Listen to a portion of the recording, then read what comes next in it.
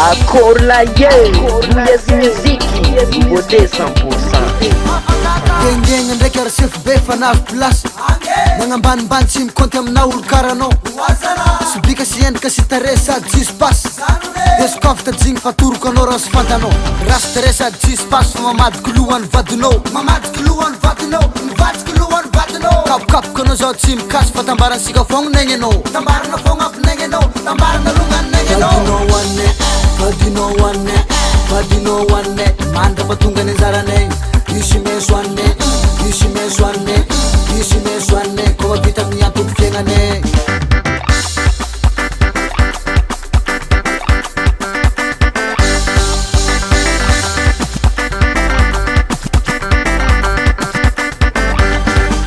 mosomosogna bizy koa tonga andragno vo mahitanao isamiako signy fa raha aiko ty rosy vitanao hitako minao miambina anay fa sy matratra vadinao fogna tiako fa iady aminao zao sy mavatra rasy tere sady tsisy pasy fa mamadiky lohany vadinao kapokapoka anao zao tsy mikasy fa tambaransika fogna negny anao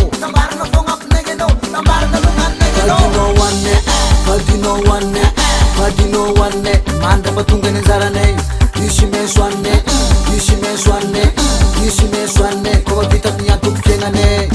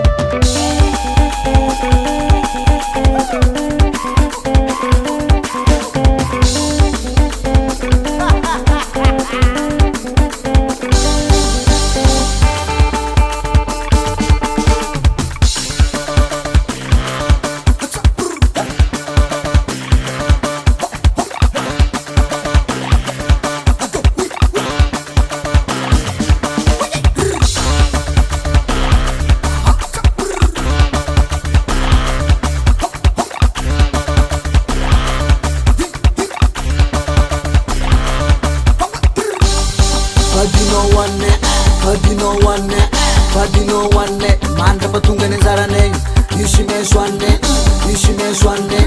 isy meso hoanne koa vita amin'ny antoko fiaignanay vadinao hoanne mandra fa tonga ny anjaranay isy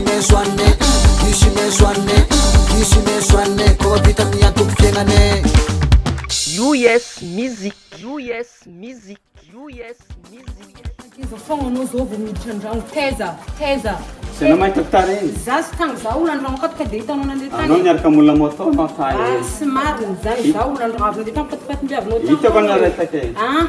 za tandragno fogna firy zao zegny anao vao tonga andragno fantastique